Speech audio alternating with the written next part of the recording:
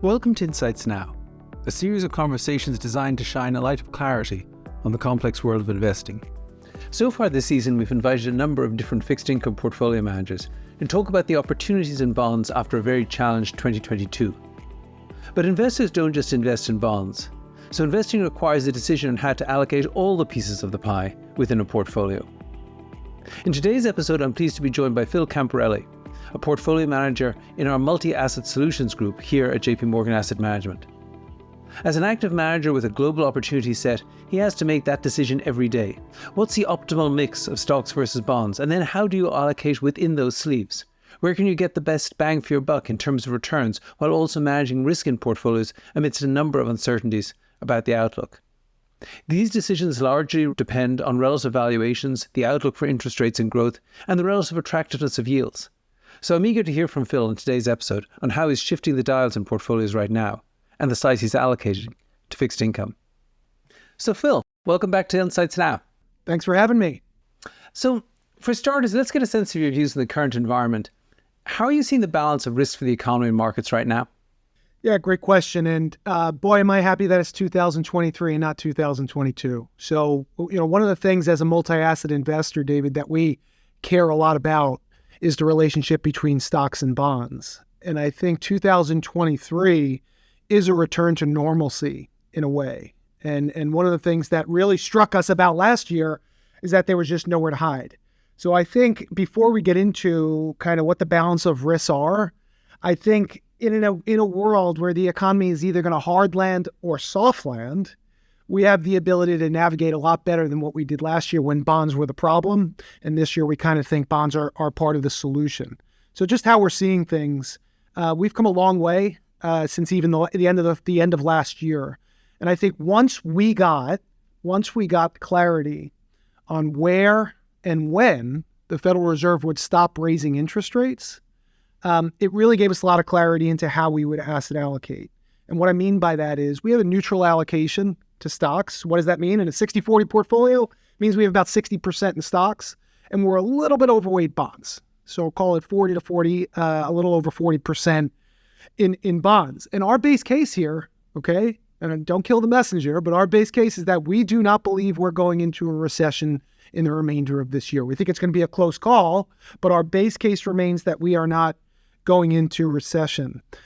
We think that the hard landing scenario is really the scenario that would force you to get very underweight either stocks or other risk assets. And that's not just a scenario that we see. So again, while it's a close call, we just don't see the U.S. economy heading into recession into the balance of this year. Okay, so I get it that you're still looking for a soft landing, and thank you for being brave enough to make that call. But that being said, what are the different roads you think that could get us to either that soft landing or a hard landing? Yeah, so the window for a hard landing is closing really quickly. Again, if you go back towards the end of last year, and even the Jackson Hole conference that the chairman gave at the end of the summer last year, he used the word pain, that the economy may need to endure some pain in order for them to achieve their dual mandate. And at that point, David, the window for the hard landing was pretty open, because that for us said, okay, they may need to break the back of the economy in order to have any hope on achieving their inflation target. Okay, now where have we evolved since then? We're now at the point where we have 10 straight drops in CPI after 10 rate hikes. So the window that can get you to a hard landing of the Fed saying, we have to take the federal funds rate, back up through 6% or 6.5% in order to control inflation, the probability of that and accelerating inflation from here is just a low probability event. So that's the one road that can get you to a hard landing that fundamentally has changed over the last 6 months. The second road that can get you to a hard landing evolves around the regional bank story, David. Now, it's not that they're going to tighten lending standards. I think the whole world knows, and they were even tightening lending standards before the regional bank crisis in early March. I think the road that gets you to the hard landing is really acute and chaotic deposit flight from these institutions So again, not a tightening of lending standards, but something that shakes the confidence of the U.S. consumer because they believe that their money is not safe in these institutions. And David, that is simply not happening on a systemic basis. There are stories and anecdotes, but there is nothing that we're seeing that is saying that there is chaotic deposit flight that would shake the confidence of the U.S. consumer. So again, that's the second road that can get you to a hard landing, which almost then by default puts us in a world where, yes, there are going to be challenges to growth, below trend growth. There are going to be some challenges to earnings. But we do believe that the economy is going to remain resilient enough through those challenges. And most importantly, there are going to be some companies that are better than others in dealing with the tightening of financial conditions that have occurred. Okay, so I get that perspective, but I just want to talk about a different perspective because markets, or the futures markets, are currently pricing in a pretty sizable pivot from the Fed with multiple rate cuts before the year end, while the stock market is actually still up double digits this year, seemingly pricing in more of a soft landing. Are stock and bond investors simply at odds with each other on the Fed outlook, or what exactly do you think is priced into markets? Yeah, that's a fair question. And I would admit even, something that is possibly a near-term risk. It's like when Jerome Powell time after time has to say, we're not easing, we're not easing, we're not easing. We don't have an easing priced into our view until the earliest December of this year. And David, as you correctly stated, there is roughly 40 basis points of easing priced into the back half of this year. That has recovered somewhat over the past couple of weeks. And we think that that's appropriate. Remember, the chairman of the Fed before Paul Volcker, was the person that was blamed for letting inflation run rampant. His name is Arthur Burns.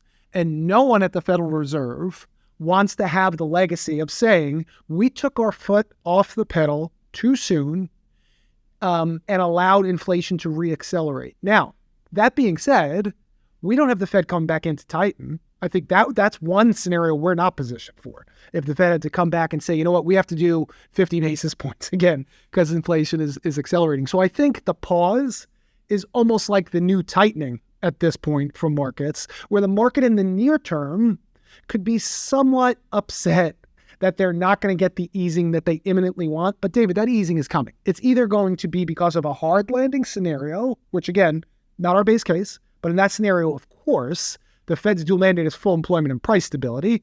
And if the unemployment rate starts to go up, then you don't need, and growth starts to go down, then you don't need this restrictive federal funds rate anymore. So the easing would come then.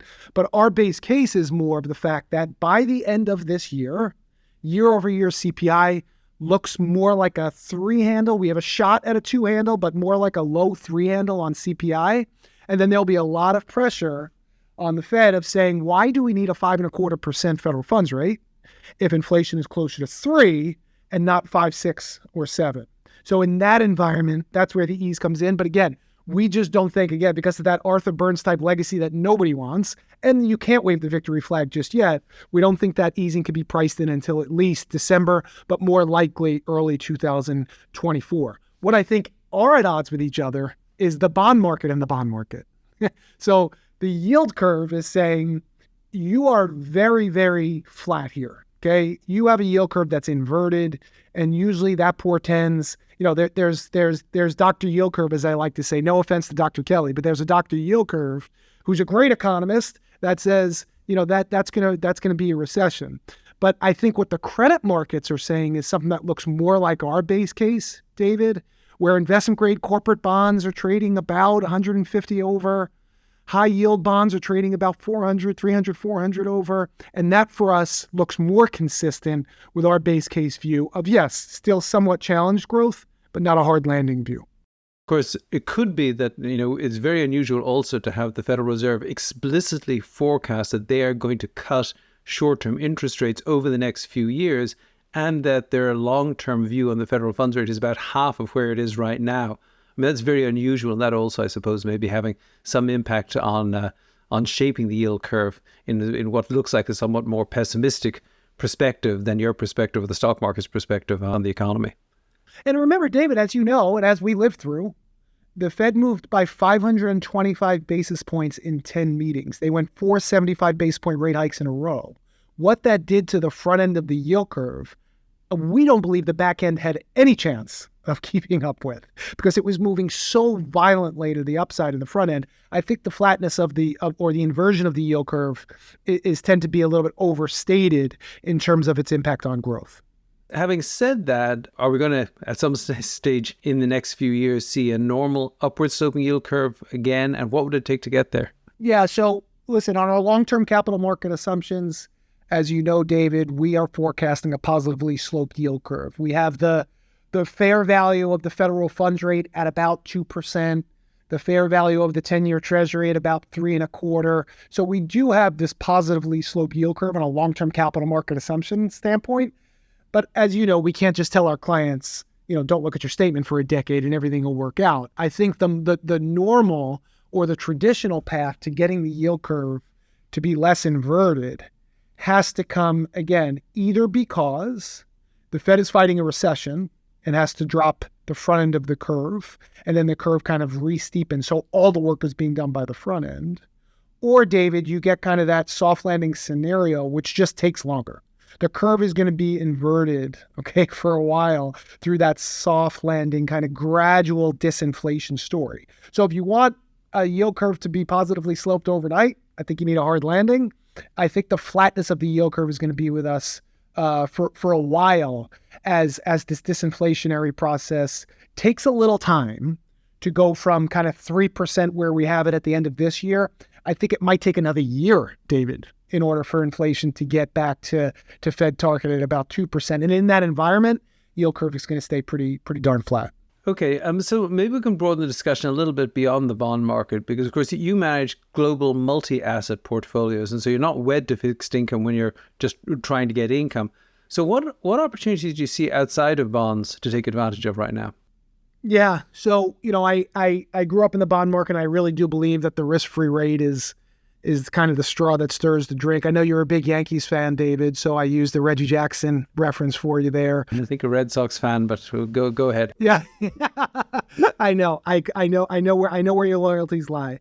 But I do believe that there are really good opportunities outside of the U.S., David. And you guys in the Guide to the Markets have that really great slide which shows the cumulative outperformance of the U.S.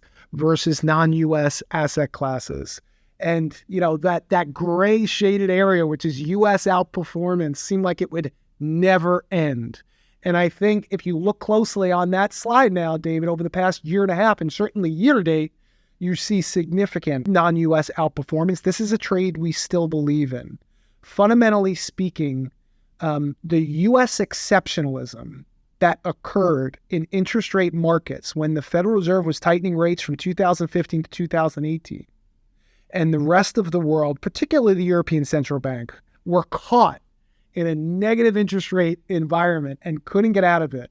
And the upward pressure that put on the dollar was a really tough trade to fight against. And then you add on top of that what happened in the pandemic, through the Russia-Ukraine crisis, and up through about the third quarter of last year when the Fed finally signaled that they could be less aggressive in their tightening cycle, and the dollar was on a tear.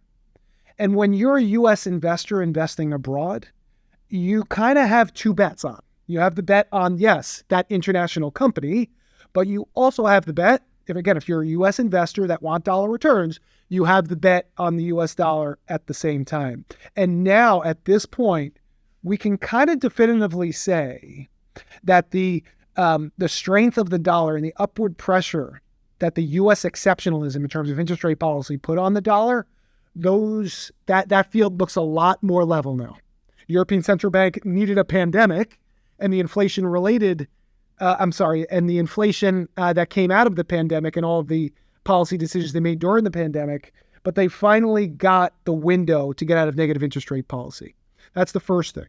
The second thing that I think is really important with Europe is that there's a huge home country bias in this country, and it's an under-owned asset class. I go everywhere around the country, and everyone is asking this question. Why? Because they don't own it.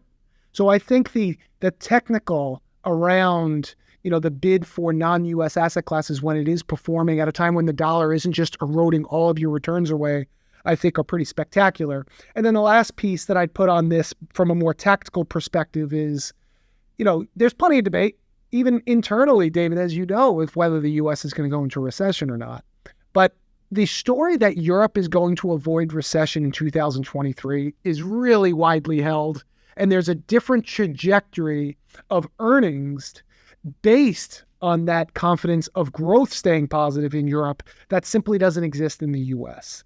So you put all that together, the dollar behaving, the good tactical fundamental story until we head into next winter, and the fact that it's underowned, David, and you're creating a really good story. Also, you have a 5% dividend yield in international stocks. The S&P is closer to 4. And then just as an aside, some of the other things that we're taking advantage of outside of traditional bonds for income, preferred equities still belong in an allocation for us for income, yielding about 6%. Again, that's akin to the bond story where we have, plenty of clarity now, we think, on the terminal rate of federal funds. So, preferred equities yielding 6% are also an interesting place for us to take advantage of income opportunities. So let's talk a little bit about balanced portfolios. As we predicted in our long-term capital market assumptions, which we published late last year, we thought the 60-40 portfolio would do a lot better in the long run. And actually, year to date, it's doing pretty well, up about 7% after a truly gruesome 2022. Do you think this performance of a 60-40 portfolio can be maintained? Yes, absolutely, David. And it's because we think you can continue to get return from both the 60 and the 40. I think, you've said a lot of great one-liners over the years, but the one that I've stolen the most from you this year is you don't position your portfolio for things that happen once every 50 years. And as you've correctly observed, and your team has correctly observed, last year was the first year since 1974 where the 60-40 was down with both the 60 and the 40 being down. And what that did was set us up for success as we came into 2023, if you believed that the kind of inflation consequence that we saw in 2022 was a cyclical byproduct of the pandemic and not something structural that was going to last forever. So if you just believe that it was a cyclical byproduct of the pandemic and not something that would last forever, that's where we get the power of the bond story, where all yields, whether it be the front end or the long end, we think now have a duration or an interest rate sensitivity tailwind and not a headwind. So we think the bond market, that's probably our highest confidence view. You can get a little bit on top of the traditional government bond story by using places like investment grade credit or even high yield if you have an income mandate, David, but also the equity side. I think the equity side is also important. In our long-term capital market assumption swing, which is when we went from 4.3% annualized to 7% annualized in just 1 year, we saw in the equity side, so the 60 side of the 60-40, a 290 basis point annualized swing in valuations coming from the equity market. So in other words, when the 60-40 was only delivering 4.3, equities looked expensive. After last year, now we have a tailwind on valuations that we think can continue, especially the globally diversified equity. We mentioned non-U.S. equity a couple of minutes ago. The normal PE discount on international equities is about 15% PE discount to the U.S., and it's now trading closer to 30. So there still is a lot of valuation to take advantage of on both the 60 and the 40. And remember, that 7% that you quoted, that's just beta. That's just buying the indices, buying the stock index and buying the bond index. What's really exciting about the forecast, in my opinion, is that if you throw alpha assumptions on top of the beta, in most of our multi-asset portfolios, you're getting between 100 and 150 basis points of alpha coming from tactical asset allocation and security selection, where if you put that on top of the 7.2% return, we think the achievable total, David, can be 8.5 to 9%, which is really exciting. And again, something that we think we can sustain and maintain. That is pretty exciting, but then I've got to sort of think a little bit about investor behavior. And I guess this is my last question to you. I think, investors have been pretty active so far this year, but the risk-free rate is at about 5%. So you can sort of see why it makes sense that so many people are putting money into money market funds rather than the market. Do you think those flows are going to continue, or you think it soon is going to be time for investors to add risk back to portfolios? Yeah, David, unfortunately, I think it's going to continue until they finally see the easing. So I used to call, a lot of other folks my competitors over the years, and now my biggest competitor is the 3-month T-bill, because people are just piling into the front end, looking for that yield, believing that it's risk-free. Now, for cash investors, congratulations. You're now getting a meaningful return, right? If you are a cash investor for the first time since before 2008, when rates got taken to zero for a prolonged amount of time. So those investors are happy. I'm happy for them. Congratulations. The people that I'm talking to, David, are the folks that de-risked last year into cash because it was the only thing that was working. And last year, that was really the only solution because, as I mentioned, first year since 1974 that both stocks and bonds went down, with the 60-40 being lower. What I'm trying to get out there and tell people is that once the Fed paused, which we think they did in their May meeting, that now raised the opportunity cost for investors that have de-risked away from balanced returns. As you just said, the 60-40 is already up this year, depending on which one you're looking at, between 6 and 7%. Even if you're getting 5% in cash, you need a full year to get it. And every 3 months, if you're investing in the 3-month T-bill, you got to roll that thing. And I'm not sure whether it's going to be the fall, December, the first quarter of next year, the middle of next year. But at some point over the next 12 months, David, we're probably going to be talking about the Federal Reserve optimizing rates a little bit lower to deal with either a different inflation or growth forecast. And in that environment, that reinvestment risk becomes real. And David, those are the folks that I'm looking for. Now, again, I don't think it's going to change until the Fed actually reduces rates because people believe that that's a risk-free rate. I'm talking about the opportunity cost here for investors that de-risked last year that are going to miss either on the 60 or the 40 side in a diversified portfolio. That's a great piece of advice for long-term investors. I think people forget they're long-term investors, and the problem is what happens when rates come back down again. Thank you so much for joining us, Phil, and thank you all for listening. Thanks, David. Great to be here. Please tune in to our next episode, where we will conclude this season of A Bond's Eye View with a conversation with Bob Michael, Chief Investment Officer and Head of our Fixed Income Strategies here at JP Morgan Asset Management, to round out this season with the outlook for bonds for the remainder of 2023 and beyond. Until our next episode, I invite you to read or listen to my Notes in the Week Ahead podcast, where every Monday I share commentary on the latest in the markets and the economy to help you stay informed for the week ahead. For even more timely insights, you can also follow and subscribe to my content on LinkedIn.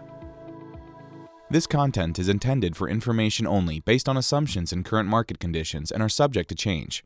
No warranty of accuracy is given.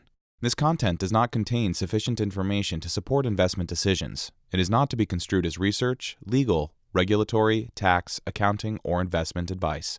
Investments involve risks. Investors should seek professional advice or make an independent evaluation before investing.